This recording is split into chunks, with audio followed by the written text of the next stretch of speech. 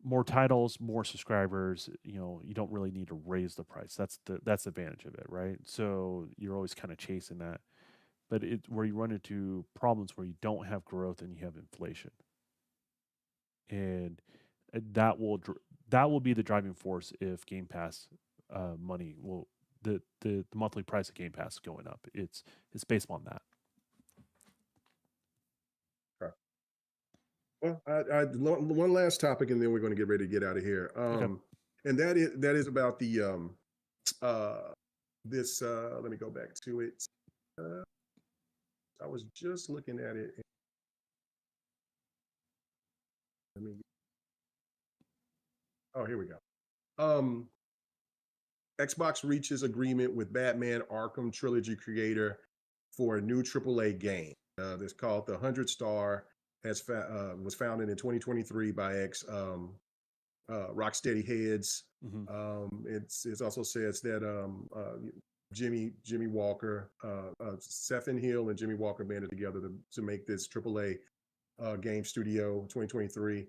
But they're working on a exclusive uh, single player action adventure game built in Unreal Engine 5. Hmm. And then after it says that, it says, unfortunately, we don't know if the game is going to actually be exclusive, which that's that bullshit that they're trying to throw, like I'm saying. But Yeah, I mean, you um, just have to go off what they tell you at this moment in time, and right, just right. leave it at that. But it is confirmed that they're working with this new studio from ex Rocksteady people working on a game. Do you have any idea of what this game could be? I mean, some people are alluding to uh, a Deadpool game. Some people may be thinking. Some people are asking for Spawn, which would be dope as hell. But I don't know. What's your thoughts about that? Like My again, Xbox is not making these games to just throw them on other platforms. You know what I'm saying? Like why not let it be just let them make the game and then just do the regular thing like they do for if they want to make a game. Why are you giving them money and to not make it exclusive? That's just my thoughts about it. But go ahead. I would say, I think we've beat the dead horse about the exclusive Yeah, we argument did and that. Yeah. non-exclusive. I mean, people are gonna believe what they Right. want to believe on that, and time will tell. But I know this is the team that felt disenfranchised by the way things were going with Suicide Squad. This Mhm. team came together because of, from what I understand, oversight. What was going on with Suicide Squad with the publisher pushing certain things on them Mhm. that they didn't want it to do. When their non-compete contracts were up, they left. So that's the reason for a lot of what you're seeing, vice versa on Suicide Squad, and this doesn't feel like a Rocksteady game. And I knew that they were opening a new studio. I didn't know if it was going to be able to get off the ground or not, because that's always, you can be super talented, right? It doesn't mean you always have the capital to build what you want. Now, what I would want from them, um, Mhm. I don't want any existing IP. I don't want them touching any existing IP. Not that they can't do it right, um, Mhm. but I just don't think that it's very profitable. I just don't think it's profitable to work on a Spawn franchise these days. I don't think it's profitable to work on any DC franchise these days in games. Anything from Disney, no, it's not profitable for the publisher and what you have, or the developer. And what the thing is, you have a developer that can't afford to make a miss. They're new. They're surviving by the skin of their teeth. They have to hit a home run, and that money has to go back into the studio. And I don't want Mm. to see these guys drop away. If all Right. that money's getting sucked up by somebody that's IP farming a product that they purchased a while ago, um, that can be an issue. And then they're dependent on that publisher for their next one and the next one. And they obviously got the talent to make good shit. I don't see any reason why they couldn't make a new hero or a new character that we all give a shit about. Mm. They're the people that can do it, if you know what I mean. So Right. that's what I want to see from them. But what we will see, I don't know. But all I know is they weren't happy of where they were at.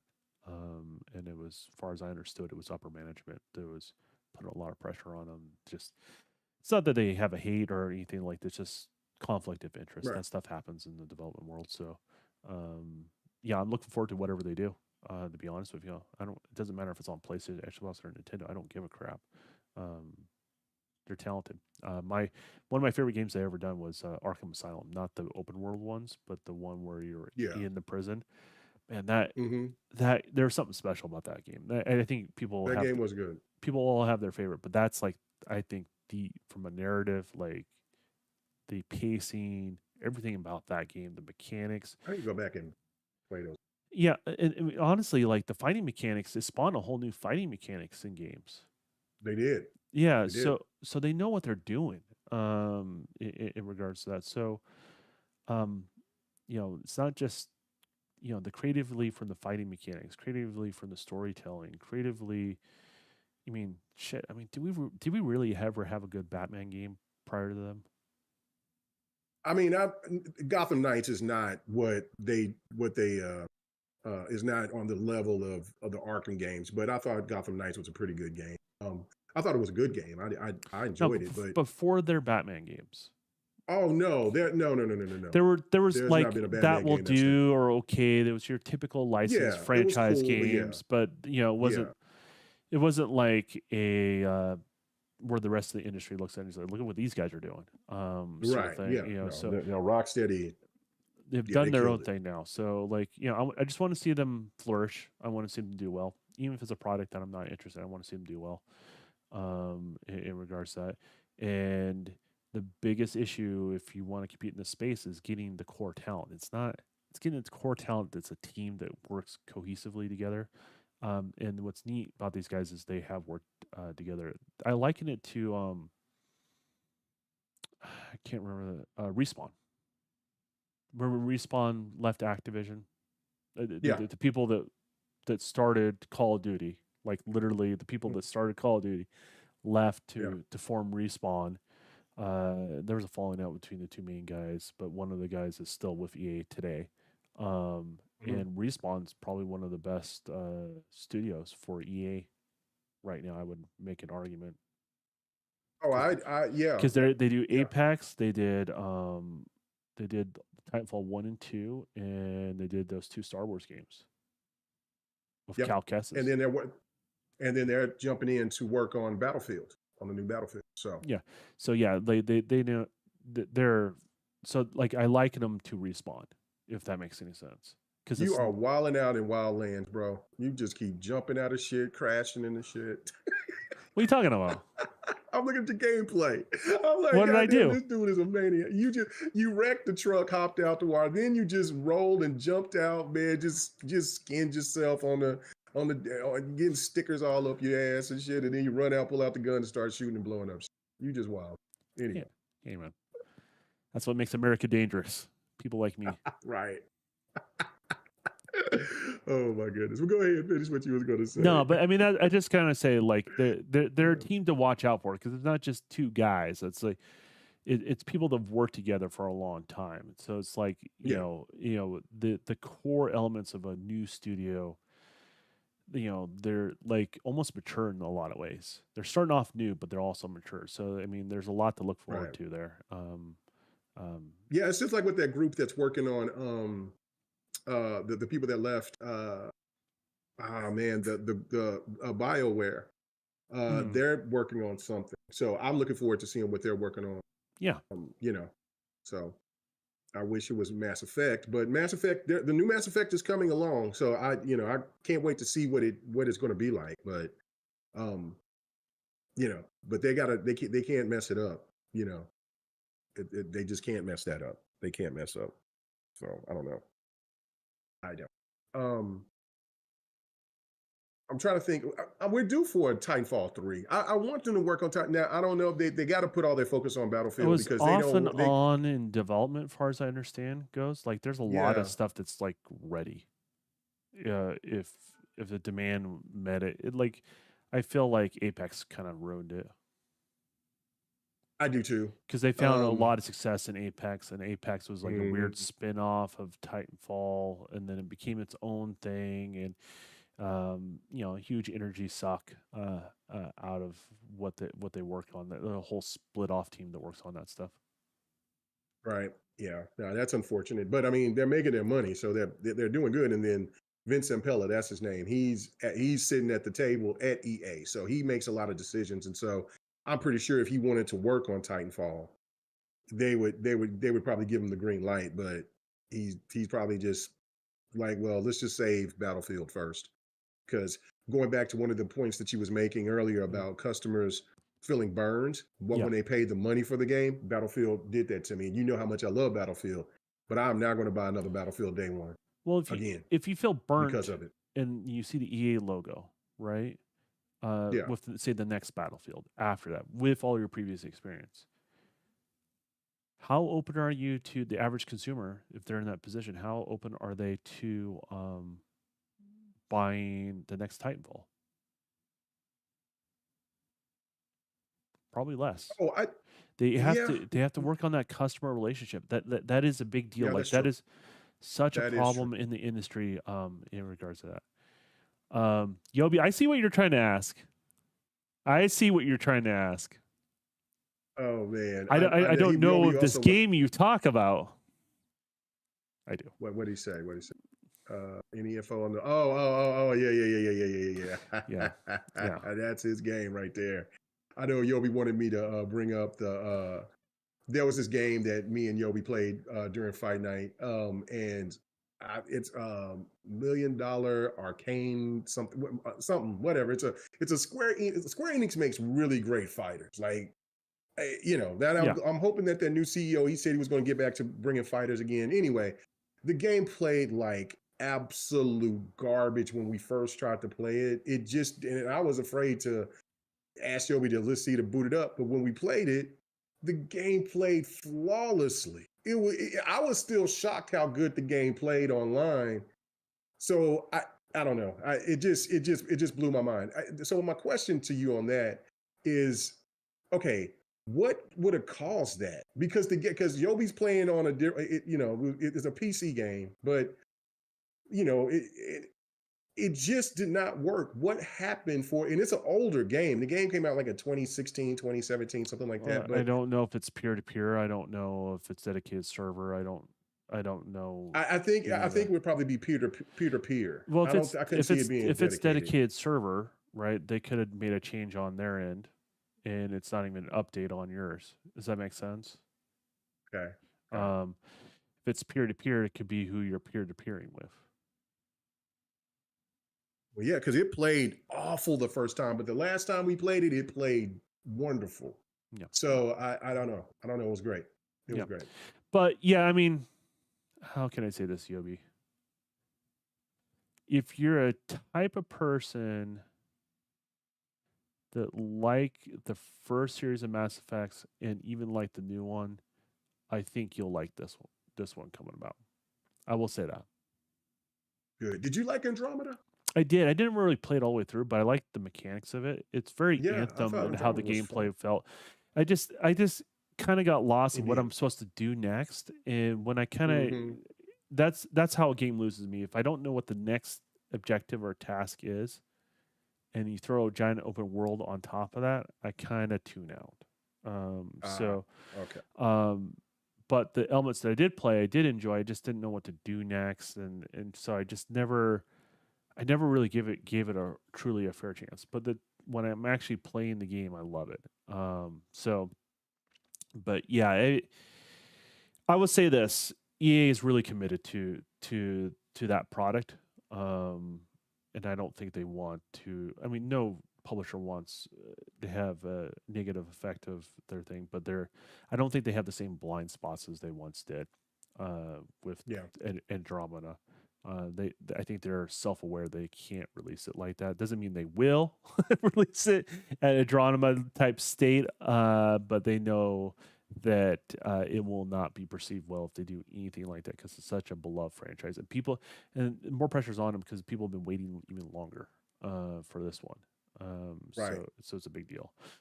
And people had to wait longer for Dragon Age Dreadwolf, which I'm looking forward to as well. They can't fuck that up either. So because especially how good Acquisition was. I mean, Inquisition. Oh my God, Inquisition was incredible. So yeah, so they got a lot of big titles coming up, and they got to show and prove. So yeah, they've lost me on Battlefield. No more shut up editions until you get it right. after launch. Yeah. So Which yeah, till you get it right. Until they get it right. Anyway. So yeah. But, all right. Well, is that it, or is there more? That's no. That's it. Tell everybody where they can find you at, and hopefully we will not take as long to do another Devin the Gamer for sure. Well, so, if we do take so long, I'll make sure I have more content in between to kind of fill in those gaps for people. At least on I got to give you some more game. I got to give you some more gameplay then. Yes. Yeah. So, to answer you guys, so you can find me here, the Dawn Gaming Live. This is my live streaming channel. This is where I do live podcasts that I'm hosting. This is where I do game streams with people of all sorts of different gaming communities in regards to that, and games I'm interested in playing. So right now I'm playing Hellblade 2. I will be playing that tomorrow. I can't imagine it being 2 more streams. I just imagine it being 1 more stream in regards to that. And then on Saturdays, it's people that if any sort of environment. Are you looking at my gameplay? Yeah, man, you are wild, bro. This man, you can tell you're a dev because you're just trying to break the game. That's exactly what you're like, man. What if I do this? What did the game do here? What if that's so crazy? Yeah. So, anyways, live content is be brought here at Dawn Gaming Live, and then the Dawn KTR is going to be my other content. I going to do a quick review soon of all the stuff I'm going to be dropping. There's going to be a lot of subject matter I'm going to cover throughout the rest of the year. And one of them is a build series on the new studio. This background is disappearing. My wife is kicking me out of this space and telling me to get in the basement, basically, is what's going on there. So you guys will see the build series and why I did certain things in regards to that. It's not just construction. Like, there's thought about what I'm doing. If you had a blank canvas to do your game streaming, content creation, what would you do? And that's essentially what that series is. And there's going to be several decisions on why I did certain things on there to kind of go over. But that stuff is all coming up, and that's for me. What about you, man? Got some good news. So anytime that you have time on a Friday night, or even on Monday, if you got some free time on a Monday or whatever, when me and Ham's doing the crossover or GRG, you can just hop right in without messing up the screens or anything like that, because I've got those on SteamYard now. So I'll just post that link in there, and you can just hop right in if you feel the need. You hop in for a minute, hop out, whatever. So I will say that I do like that aspect. There's some other things about SteamYard that I'm not the biggest fan of, but I'm still going to be doing my fight night and my thought videos the way that I've traditionally been doing it through OBS and what's called. But and then of course just with that, but that was just the invite for anytime you want to come on a GRG. You ain't got to worry about. So is this a public open invite to me? Is what you're saying? Yes. Okay. I get. You want. I get where you're getting at. Absolutely. Yeah. Can't always do it. I'm busy as hell, but Right. Yeah, when you get the time. Yeah. I like to sometimes chew on more fat, if you know what I mean. So. Absolutely. And then on top of that, fight night. I'm still going to do fight night on Sundays, but I'm pretty much probably going to have fight night move to Thursday. Okay, well, that would make it more. To be honest with you, that would make it so I can show up a little bit more. Okay. So Sundays was kind of wife time, chill out, don't do anything. Like the wife for me said, I support you in everything, but I get Sunday and I get Friday afternoon. So because of that, that's the reason why you haven't seen me ever really show up. Since it started. Sunday night is just a weird time because I keep on trying to link up with some people, and sometimes it just don't happen. And then I'm still going to do fight night on Sundays when I do it, but now I can kind of pick and choose when I want to do it, what time I want to, instead of me always trying to find that time. Can I suggest something? To just do it. Yes, sir. What time? That will be helpful for people to want to join. No, it's not the time or anything like that. Like, okay. plan what you're going to be doing week in advance, make your thumbnail, say what the thing is, schedule it out. So Yeah, you don't have to tell me anything. You've told your whole entire gotcha. audience what you're playing, and anyone that can join you that you have an open invite can plan accordingly. Okay, Right? good I deal. don't care if you plan them out a month in advance. I'm doing this on Thursday. I'm doing this on Thursday. I'm doing this on the following Thursday. I don't care. But if I know ahead of time, I might be able to have more flexibility in what I'm doing. I may stream my normal stuff earlier, right? And then join you with that later, right? Like, Okay. so that it's just helpful. Like, if you, it's helpful for your audience and it's helpful for people that want to collab with you. So, Right. That makes sense. And then I will, when college football drops, sports night will drop. We will have sports night, and I just don't know what day that I want to do that, because I want I want fight night to be on kind of in the week. And I mean, Sundays I'm still gonna do my thing, but I'm just trying to think of the perfect time for sports night. I'm gonna have to ask some people, ooh. because I know, yeah, gonna have to ask some people when they're free, because I my OU Sooners is ready to bust some ass, so I'm ready to So, get busy. so I've already been coordinating with somebody. We'll see how this goes. I'm going to give Oh you my guys a goodness. preview of something that's going to happen on this channel, Oh right? my goodness. What is this? Yeah. Okay. I'm very close to the channel being monetized. I'm assuming Let's go. before summer's over, it's going to happen, most likely. Obviously, Let's with you guys as go. you guys support, and then again, this is not a like, hey, now start donating to me. Like, you do what you want. You can donate now. You can never donate. Just show up. It's up to you. It's always appreciated, but never expected. However, somebody that has challenged me, he's going to coordinate his audience. This is somebody outside of our normal realm. And we're Mhm. going to have, once I become monetized on my own, we're going to have a hot chicken challenge fighter night. This is how it works. A hot chicken. What? Challenge fighter night. So what this happens? Okay. So 1v1 fighting. This is what happens when Okay. certain amount of donations comes through. I have to go one level hotter on the chicken, and if I lose the match, I have to take a bite of that chicken. Oh my God. And when I win the match, I get two options. I can go down a heat size, right? Or I can take, like, a scoop of ice cream or milk to kind of bead the pain that I'm going through. So Oh my God. I can't so wait to see that. so being melon challenged myself, I will be very red during Oh the yeah. stream. You're gonna be a lobster. I'll be rock lobster when I'm streaming. And on top of that, Dave's Hot Chicken, the famous Dave's Hot Chicken that they have in Okay. LA, that they sell gloves. They give you gloves when you buy it, so you don't burn your fingers. Will be on the menu, the whole heat range.